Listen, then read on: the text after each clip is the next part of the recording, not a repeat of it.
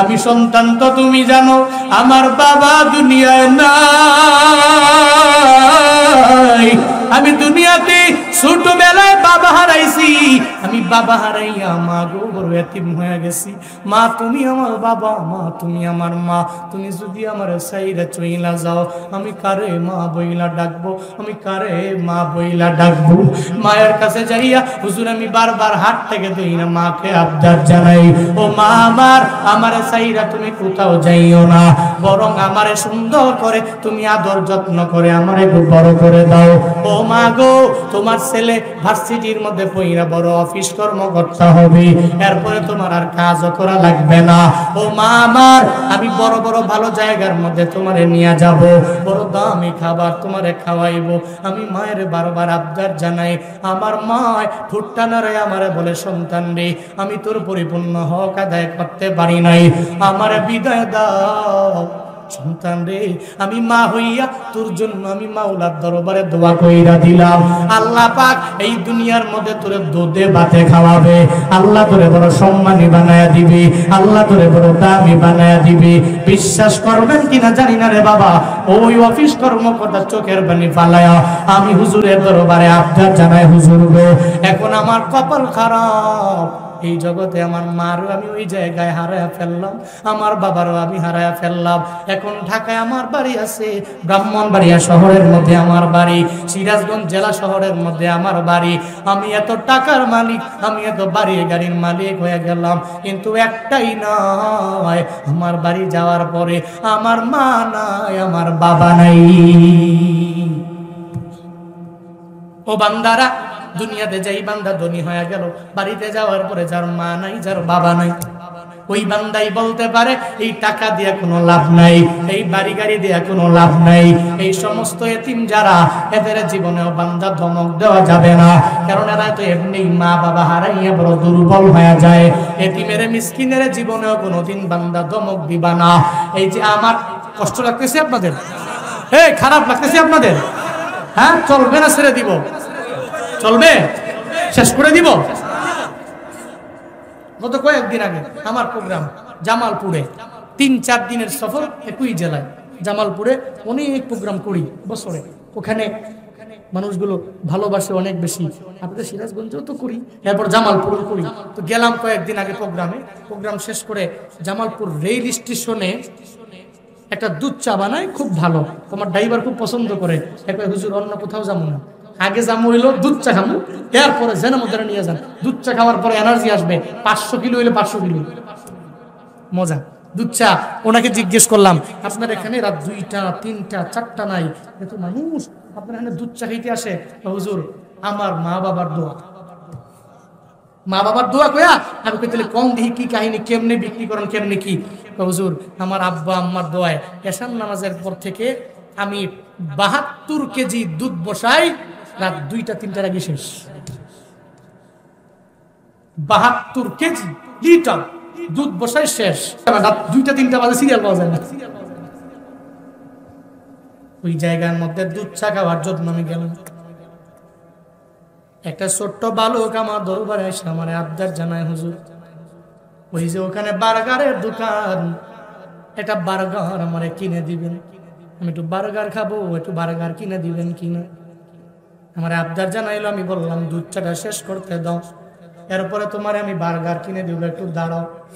আমি দুধ চা পান করার পরে আমার এতিম বলে, হুজুর গো আমার বার্গার কি কিনে দিবেন না? বললাম যে হ্যাঁ দিব, তোমার বার্গার কিনা দিব। তখন আমি তার সঙ্গে করে লইয়া বার্গারের দোকানে গেলাম, বার্গার ওয়ালারে বললাম তার একটা বার্গার দিয়ে দাও।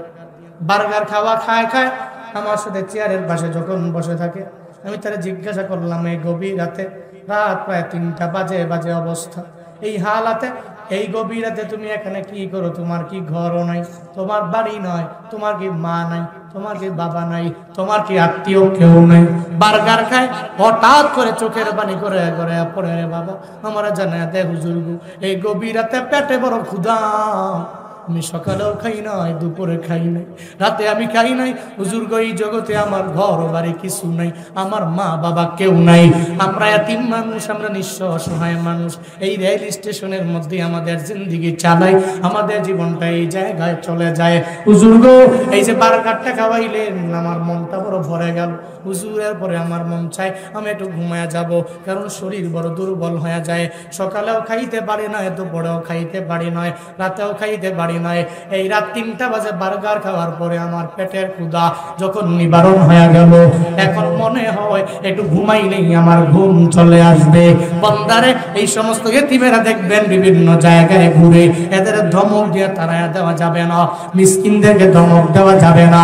এদের একটু খাওয়াইয়া দাও, এদের একটু পড়াইয়া দাও, এদের তোমার ঘরের মধ্যে নিয়ে যাও। আমার মায়ার নবী এতিমের ধমক দেয় নাই। মায়া নবী মসজিদে নববীতে যাওয়ার জন্য রওনা। যখন নবী রওনা করে প্রতিমধ্যে যাওয়ার পরে একটা খেলার মাঠের মধ্যে কতগুলো বাচ্চা খেলাধুলা করে। একটা বাচ্চা যখন খেলে না, আমার নবী তার দরবারে যায়, এই শিশু বাচ্চা সব খেলাধুলা করলেও তুমি কেন খেলো না?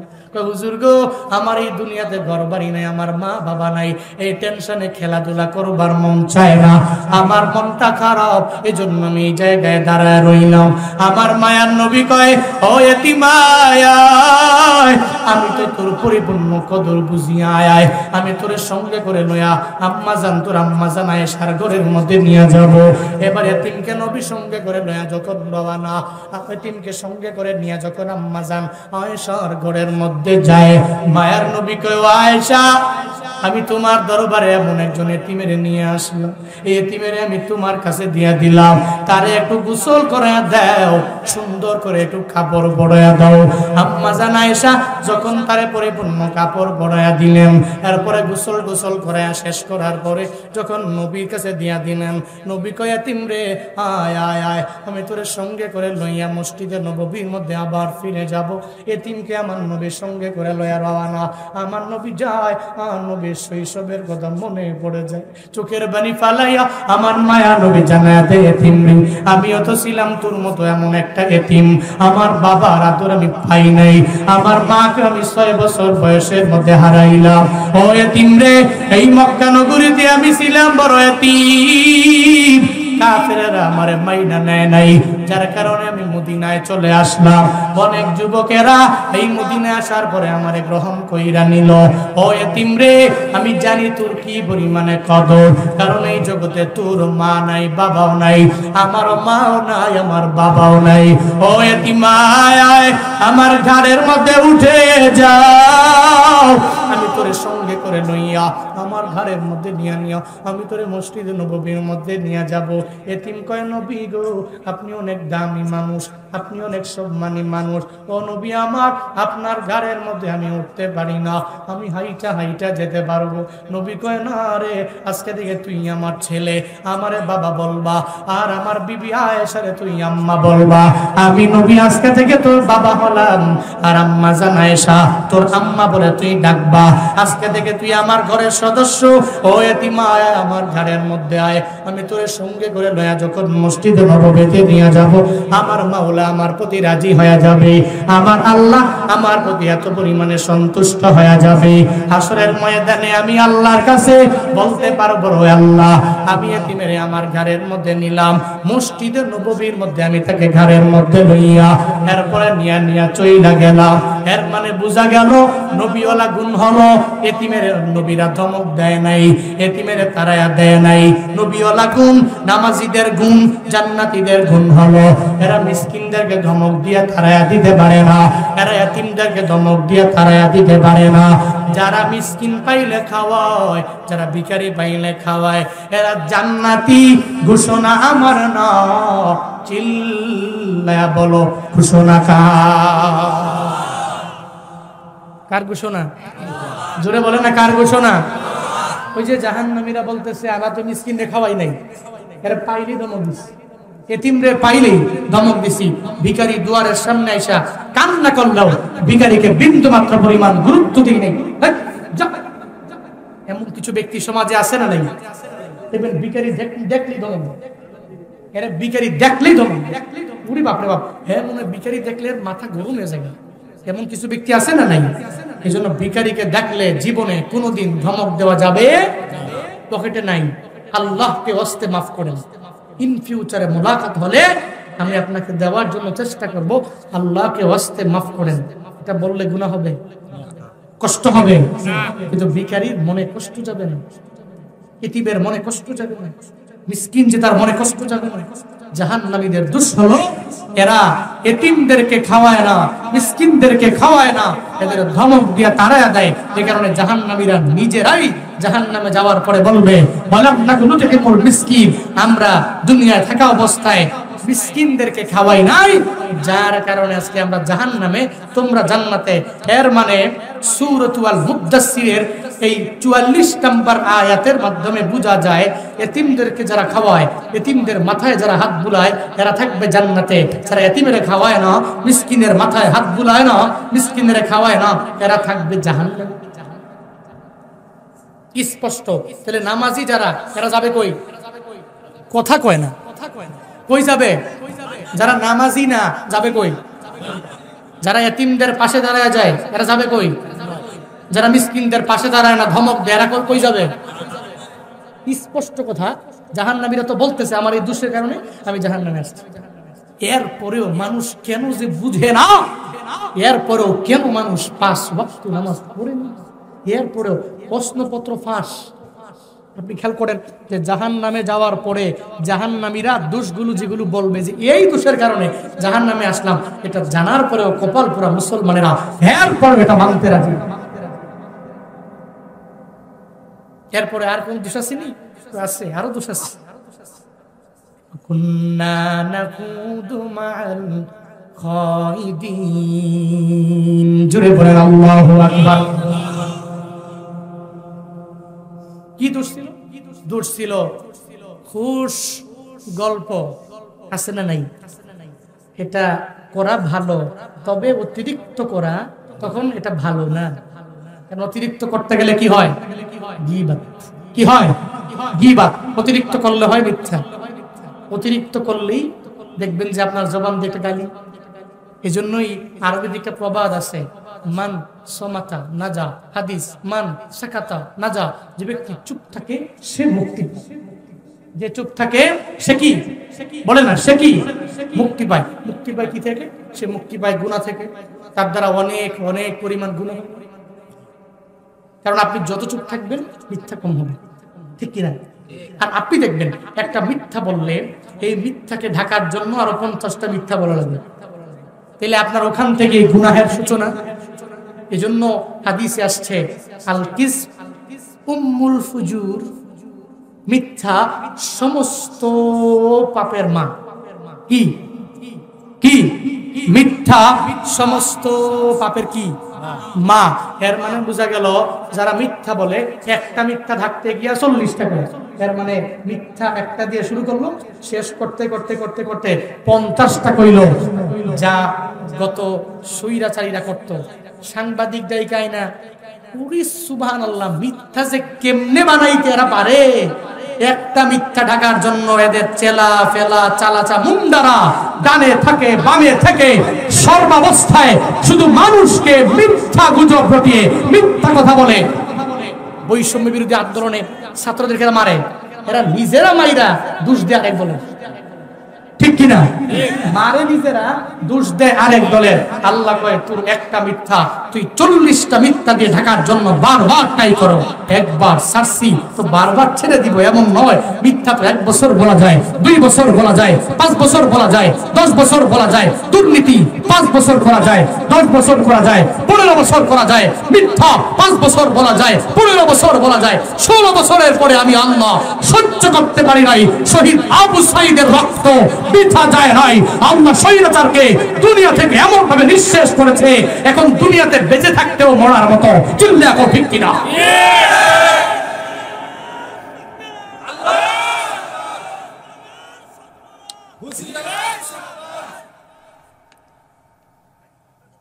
এখন বেঁচে আছে, বেঁচে থাইকেও মরার মতো। এলাকায় আগে যে পাওয়ার দেখাইতো, ঘুরে গাড়ে খায় খাওয়ায় কি করে না করে। এর নামও তো কেউ নেয় না, নাম নিলেও ডরে কয় খাইছি এর নাম নিয়ে থাকিস না দোকানে।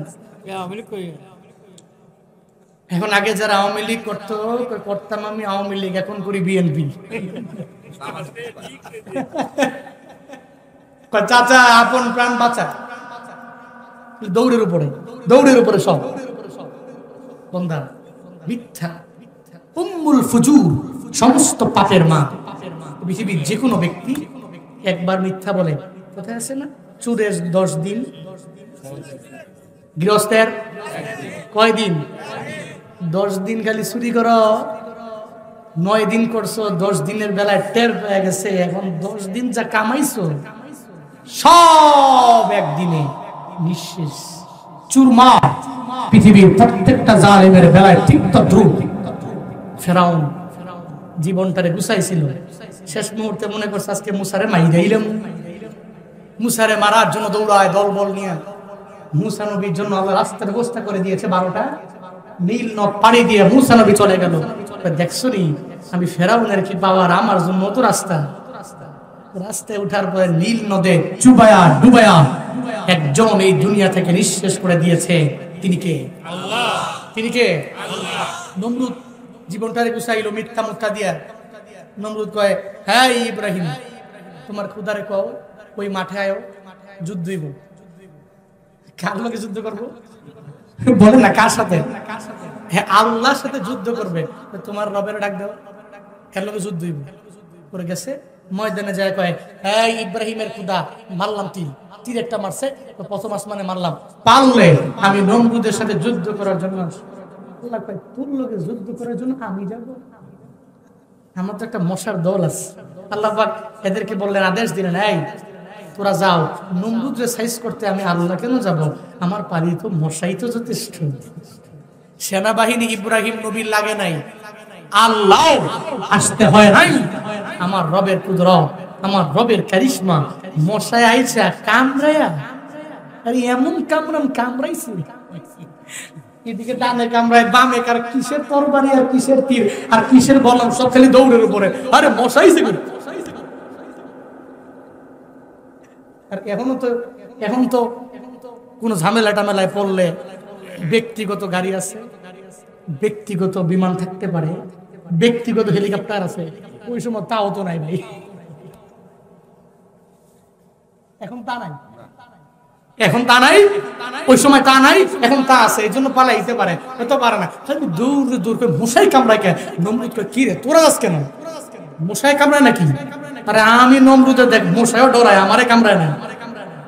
কিন্তু মশাই কামড়ায় না ঠিক ওই যে লাইল মতো ল্যাংরা মশারে আল্লাহ আদেশ দিয়েছে, তুই নমরুদের নাক দিয়ে ঢুকবি, মাথায় যাবি, সব দিকে তো কামড়ায় খালি দূরে করব, আর নমরুদের তোর মাধ্যমেই সাইজ করবো। আল্লাহু আকবার পড়বেন না? আল্লাহু আকবার জোরে পড়বেন না? যেমন রবের খেলা, তেমন রবের কুদরত। কার কুদরত? জোরে বলেন না কার কুদরত? এবার নমরুদ বাসায় যায়, কয় কি রে মাথায় গুতা মারে কেন? মাথায় খালি গুতায়, পরে নিজে একটা থাপ্পড় মারছে, মজাই তো লাগে, একটু আরাম পায়, 2-3 মিনিট পরে আবার নিজে থাপ্পড় মারে, আরামই তো লাগে। আবার থাপ্পড় মারে, আরামই তো লাগে। এবার মনে মনে ভাবে নিজে কত নিজের মারমু। এবার মারার জন্য অবশ্যই একজন কর্মচারী ভাড়া করা লাগবে, একটু জরুরি হয়ে গেছে। এখন কর্মচারীরে আমার সামনে রাখবো, তারা ভাড়া দিয়ে বেতন দিয়া, হ্যাঁ তুই আয়, তুই খালি একটু পরে খালি আমার মাথায় থাপড়াবি। হ্যাঁ একটু থাপড়ায় আরাম লাগে, আবার দে, থাপড়ায় আরাম লাগে, আবার দে। মুফাসসিরিন বলেন টানা 40 বছর পর্যন্ত এক টানা এই মশায় তাকে এত পরিমাণে একেবারে তিলে যখন অধৈর্য করে ফেলেছে, কর্মচারী একটা পরিবর্তন হয় আবার আসে, পরিবর্তন হয় আবার আসে, পরিবর্তন হয় আবার আসে। 40 বছর এক টানা আল্লাহ নমরুদের বিচারটা কেমনে করেছে। 40 বছর পরে এবার কর্মচারী কয়, হ্যাঁ নমরুদ দূর, ভালো লাগে না, কতদিন আর এবার বাইরে নমরুদ, এটা কোনো চাকরি হইলো? যে কোনো চাকরি কাতারে পরে হ্যাঁ আমার বেতন দেয়, হ্যাঁ খালি মাথায় মারমু, হ্যাঁ একটু মজা পাবে, আবার মারমু, আবার মজা পাবে, আবার মারমু, এটা কোনো চাকরি? এটা কেমন চাকরি? রাগ উঠে গেছে, রাগ উঠে সাথে পাথর দিয়ে এমনি নামাই একবার জীবনের মারাই মাইরা দিছে মাথার মধ্যে দূরে ফেলায়। নমরুদের মাথা ফেটে দুবাগ হয়ে গেছে। ল্যাংরা মশা সুন্দর করে দৌড়াইয়া রবের দরবারে খেলা কা, আরো জোরে বলেন না খেলা কা। পৃথিবীর সমস্ত মিথ্যাবাদীরা, দুর্নীতিকারীরা, জালেমরা, এদের পরিণতিগুলো এমনই হয়। এই জন্য আসুন না ভাই, মিথ্যা থেকে নিজেকে বের করে আনি। জাহান্নামীদের একটা দোষ হলো, এরা মানুষের কাছে যখনই যাবে, বসবে, একসাথে বসে গীবত করবে। কি করবে? গীবত করবে। কোথায় কোথায় মিথ্যা বলবে, অন্যায় করবে, অপরাধ করবে। খালি এই যে কালকে চায়ের দোকানেই তো খেলা জমবে, কয় মাহফিল, পাঁচকুদলা বেসরকারি এতিমখানার মাহফিলে গেছিলাম, হুজুর যে বয়ান করছে বুঝ হয় নাই। হুজুরের বয়স কত রে, আর বাড়ি করে, হ্যাঁ কি নিজে গাড়ি নিয়েছে, হাতিয়া কত, কোন সময় কত দিছে, বয়ানটা বেশি ভালো হয় নাই, কেমন জানি হয়েছে রে। হ্যাঁ চায়ের দোকানে বইসা আমি জুনায়েদ আল হাবিবের নিয়ে আর 40 বার 50 বার আমার কি আছে, বাপ আছে, মা আছে, আমার পুরা দুনিয়া নিয়ে দোষ গুণ মিলা এই যে বলতেছেন আমার অগোচরে, এটা হালাল না হারাম? হারাম। এটা গীবত, এটা কি? কিন্তু চায়ের দোকানে বসে আমরা গীবত করি কি করি না? এবং করি কি মনে করি যেটা সওয়াব, এটা মনে করে করি। জাহান্নামীদের দোষ হলো এরা জাহান্নামে যাওয়ার পরে বলবে ওয়াকুন্না নাকুদু মাআল খাইদিন, আমরা দুনিয়াতে চলার পথে যারা খাইদিন ছিল এদের সাথে বৈশা বৈশা আমরাও গীবত করতাম, আমরাও মিথ্যা বলতাম, আমরাও মানুষের ব্যাপারে খারাপ কিছু মন্তব্য আমরা করতাম। এই কারণে আজকে জাহান্নামে আমরা, তোমরা জান্নাত। এর মানে বোঝা গেল জান্নাতীদের গুণ হলো এরা গীবত করবে না, জাহান্নামীদের গুণ হলো এরা গীবত, মিথ্যা, শিরক এগুলাতে নিজেকে জড়াবে। আল্লাহ আমাদের সবাইকে মিথ্যা বলা থেকে হেফাজত করেন। আর জোরে পড়ে না আমিন। ফাকুন্না নুকাযযিবু ইয়াউমিদ্দিন। এরপরে আমরা একটা কাজ করতাম, সেটা হলো খালি গানে ঘুরতাম, বামে ঘুরতাম আর জিগাইতাম মানুষরে, খালি হুজুরে খালি আখিরাতের কথা কয়, জান্নাত আর জাহান্নামের কথা কয়, ঠিক আসলে আছে কি না এই চিন্তা করতাম। আর মিথ্যা বলতাম, মনে করতাম যে জাহান্নাম জান্নাত এগুলা নাই, এই পৃথিবীতে আখিরাত নাই, এগুলা বলতাম, ঘুরতাম এবং মনের মধ্যে ধারণ করে চলতাম। কিন্তু কপাল খারাপ, হাত্তা আতানাল ইয়াকিন, এখন সেই দিনটাই তো আমাদের সামনে চলে আসলো। এখন আসলেই জুনায়েদ আল হাবিব বলছিল জান্নাত জাহান্নামের ব্যাপারে, আরে হেসাই এই জাহান্নামী তো আসলেই আইসা পড়ে গেলাম। আহারে ওই যে অন্যান্য বক্তারা আসতো আমার এলাকায়, এরা বয়ান করতো, আসলে ঠিকই তো বলতো, হায় হায় রে এখন জাহান্নামী পড়ে গেলাম। বান্দা, এর মানে বোঝা যায় জান্নাতি ব্যক্তিদের গুণ হবে 1 নম্বরে নামাজ, জান্নাতি ব্যক্তিদের গুণ হবে 2 নম্বরে এরা এতিমদের খাওয়াবে, মিসকিনদেরকে খাওয়াবে, এদের জীবনে কোনোদিন ধমক দিবে না। 3 নম্বরে এদের গুণ হবে এরা জীবনে গীবত করবে না, শিকায়ত করবে না। 4 নম্বরে এদের গুণ হবে এরা চলার পথে জীবনেও কোনোদিন অন্তরে এটা ঢুকিয়া চলবে না যে এই পৃথিবীতে শেষ, আখিরাত নাই, এই চিন্তা এদের অন্তরে থাকবে না। আর জাহান্নামীদের 4টা দোষ, 1 নম্বরে এরা নামাজ পড়বে না, 2 নম্বরে এরা গীবত করবে, 3 নম্বরে এরা মিসকিনদেরকে খাওয়াবে না, 4 নম্বরে এদের দোষ হলো এরা আখিরাতকে মিথ্যা প্রতিপন্ন করবে। আল্লাহ পাক রব্বুল আলামিন আমাদের সবাইকে জান্নাতে যাওয়ার জন্য যে যে কাজগুলো করা লাগবে ওই গুণে আমাদের প্রত্যেককে গুণান্বিত বানায় দেন। সকলেই পড়ি আমিন। আর একটু জোরে করে পড়েন আমিন। জাহান্নামী যারা, তাদের যে দোষ, এই দোষ থেকে আল্লাহ বক্তা শ্রোতা প্রত্যেককে হেফাজত করেন, প্রত্যেককে রক্ষা করেন। সকলেই পড়ি আমিন। আরো জোরে পড়েন আমিন। আর একটু আওয়াজ করে চিল্লায় পড়েন আল্লাহুম্মা আমিন। আল্লাহুম্মা সাল্লি আলা সাইয়্যিদিনা ওয়া নাবিয়্যিনা ওয়া শাফিয়িনা ওয়া হাবিবিনা ওয়া মাওলানা মুহাম্মদ সাল্লাল্লাহু তাআলা আলাইহি ওয়া আলা আলিহি ওয়া আসহাবিহি ওয়া বারাকা ওয়া সাল্লাম। আসসালামু আলাইকুম। প্রিয় সাহেব, আমি আমার ঈমান রক্ষার জন্য বিবাহ করিতে চাই। আমার প্রাপ্ত বয়স হয়েছে, কিন্তু আমার বাবা মা বিয়ে দিতে রাজি হচ্ছেন। এখন আমার বাবা মা এই মাহফিলে আছে, এই অবস্থায় আমার করণীয় কি? দয়া করে বলে যাবেন। ইতি তার নাম আছে, বলবো না। আমি নাম বলতে অনিচ্ছুক, কারণ নাম বললে পরে বাড়ি যাই সাহস তো তোর কম না। আমি বাবা এনে আছি, তোর মায়ও আছে প্যান্ডেলে, তুই এতগুলা মানুষের সামনে আমার মান সম্মান খেয়ে দিলি। আমি তার নামটা বলতেছি না। এখন যেই বাবা মারা আছেন আপনারা বুঝে নেন, অবশ্যই হয়তো আপনার সন্তানই হতে পারে, নাম যেহেতু বলি নাই, আব্বা আম্মারা, এই কাজটা ভুল। যদি পর্যাপ্ত পরিমাণ প্রাপ্তবয়স্ক হয়, কামাই করার একটা সোর্স থাকে, খাত থাকে, ওই মা বোনেরা এই চিন্তা করেন না ছেলে বিয়া করলে উল্টা তার বউরে আমার খাওয়াইতে হবে, সে আমারে ভুইলা যাবে, এই চিন্তা নিয়ে ছেলে 25 বছর হয়, 26-27 বছর হয়ে যায়, এরপরেও বিয়া করায় না। মনে রাখবেন, এই ছেলে প্রাপ্তবয়স্ক হওয়ার পরে ইচ্ছা করে এই চিন্তা নিয়ে যদি আপনি বিয়া না দেন, সে যত অন্যায় করবে, যত অপরাধ করবে, মনে রাখবেন একটা দায় ভার আপনার আমল নামায় আসবে। আসরের ময়দানে আপনার পেটের উপরে, পিঠের উপরে পা দিয়া এরপরে সে জাহান্নামে যাবে, বলবে যে আল্লাহ আগে আমার বাবারে আনেন, আমার মারে আনেন, আমি এদের কারণে জেনা করেছি, আমি এদের কারণে পতিতালয়ে গিয়েছি, আমি এদের কারণে অন্যায় করেছি, এদের কারণে অপরাধ করেছি। আল্লাহ এই দায়ভার এখন এরা নিতে হবে, আগে এদের সামনে আনেন, জাহান্নামের সামনে আনলে এরপরে এদের উপরে পাড়া দিয়া আমি জাহান্নামে যাব। সাবধান আব্বা আম্মারা, এই ভুলটা করা যাবে না।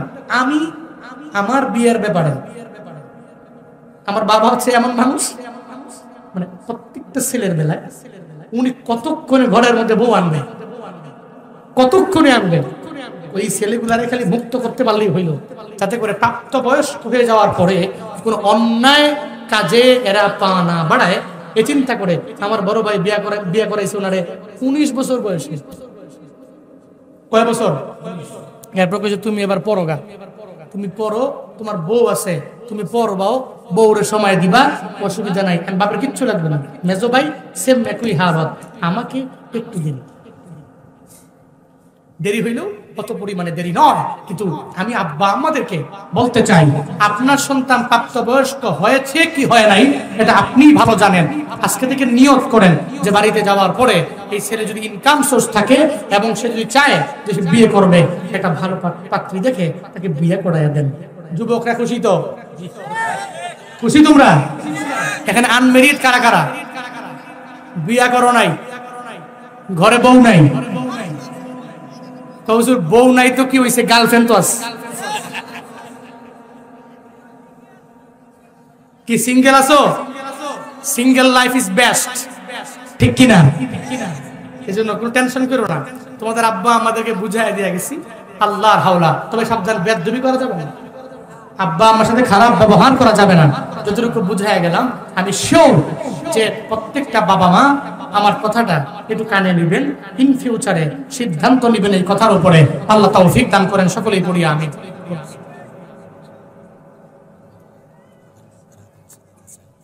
মসজিদটা এখানে হচ্ছে, আমার আবদার করা হইলো হুজুর মসজিদের জন্য কিছু কালেকশন করবেন। হ্যাঁ, আমিও দেখে আসছি, মসজিদটা সুন্দর। এখানে কে আছেন? হুজুর আমার আব্বা নাই, আমার আম্মা নাই, আমার আব্বা আম্মার নামে এই মসজিদে আমি 5,000 টাকা দিব, 2,000 টাকা দিব, 3,000 টাকা দিব, 10,000 টাকা দিব। আমার অ্যাবিলিটি এতটুকু আছে, আমি আমার পরিবারের জন্য, আমার জন্য, আমার আব্বা আম্মার জন্য আমি এই মসজিদে এই টাকাগুলো দিব। কে আছেন? 1 নম্বরে আস-সাখিউ হাবিবুল্লাহ, দানশীল ব্যক্তি। কার বন্ধু? বলেন না, কার বন্ধু? দানশীল ব্যক্তি, আল্লাহর বন্ধু। কে আছেন? রবের সে বন্ধু। 1 নম্বর। জি জি জি জি জি, অবশ্যই অবশ্যই। আজকের এই মাহফিলের সম্মানিত প্রধান মেহমান জনাব মোহাম্মদ বদরুজ্জামান বিশ্বাস সাহিব, ঢাকা। উনি অনেকক্ষণ ডানে ছিলেন, ধৈর্য সহকারে অনেকগুলো কথা শুনেছেন। সকালে আবার ঢাকায় যাবেন, না তো অনেক গভীর হয়ে গেছে। উনি রুখসত চেয়েছেন, চলে যাবেন। উনি নগদ কিছু টাকা এই মসজিদের মধ্যে দিয়েছেন, মাদ্রাসার মধ্যে দিয়েছেন। সকলে একবার করে চিল্লায়া পড়েন মাশাআল্লাহ। সবাই বলেন মাশাআল্লাহ। আল্লাহ পাক আমার বদরুজ্জামান বিশ্বাস ভাইয়ের দানকে কবুল করেন। আম্মা আছেন? আম্মা আছেন, আব্বা মারা গেছেন 2 বছর হয়েছে। আল্লাহ বাবার কবরটাকে এই মুহূর্তে জান্নাতুল ফিরদাউসের আলা মাকাম বানায়া দেন। দাদা দাদি নানা নানি বংশধর যারা যেখানে এতিম হয়ে কবরে শায়িত, আল্লাহ প্রত্যেকের কবরগুলোকে জান্নাতের বাগান বানায়া দেন। সকলেই পড়ি আমিন। এরপর কি আছেন? বদরুদ্দুজা আর আমার ভাইয়ের বন্ধু একজন, ওনারও বন্ধু, হ্যাঁ বন্ধুবর, উনিও নগদ দিয়েছেন মাদ্রাসা মসজিদের জন্য 1000 টাকা। আল্লাহ পাক কবুল করেন, সকলেই পড়ি আমিন। এরপর কি আছেন? এরপর কি আছেন? এরপর কি আছেন? আরহামার রাহিমিন, ইয়া আরহামার রাহিমিন। اللهم اجعلني صبورا واجعلني شكورا واجعلني في عيني صغيرا وفي أعين الناس كبيرا اللهم اجعلنا من المستجابين للدعوات اللهم إنا نعوذ بك من زوال نعمتك وتحول عافيتك وفجاءة نعمتك وجميع سخطك يا رب العالمين رب ارحمهما كما ربياني صغيرا رب ارحمهما كما ربياني صغيرا ও দয়ার মালিক, এই গভীর রাতে তোমার কতগুলো আশিকিন জাকিরিন শাকিরিন বান্দা, আমি বড় গুনাহগার, আমার মতো গুনাহগার কেউ নাই রে।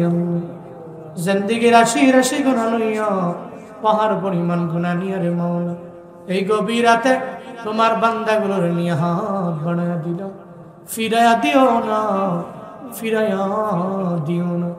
দুনিয়ার ভিক্ষুক এক দরওয়াজায় ভিক্ষা না পাইলে আর এক দরওয়াজায় যায়, ওই দরওয়াজায় ভিক্ষা না পাইলে আর এক দরওয়াজায় যায়। ওই দরওয়াজায় যখন ভিক্ষা না পায়, চোখের পানি ফালাইয়া ধনীর দরবারে যায় কান্না করে, মাওলা রে, দুনিয়ার ভিখারি এক দরজায় না পাইলে আর এক দরওয়াজায় যাইতে পারে রে। আল্লাহ, তুমি আমাদের এমন মালিক, তোমার দরওয়াজা থেকে যদি ধমক দিয়ে যদি তাড়ায়া দাও, কই যামু, কার কাছে যামু রে মাওলা, ফিরে দিও না। একটা গুনাহ সঙ্গে রাইখা বাড়িতে নিও না, একটা গুনাহ সঙ্গে রাইখা বাড়িতে নিও। আমার দয়াল নবীকে না দেখাইয়া মরণ দিও। আল্লাহ কৌশল কইরা লইয়া যাইও সোনার মদিনা, আল্লাহ কৌশল কইরা লইয়া যাইও সোনার মদিনা।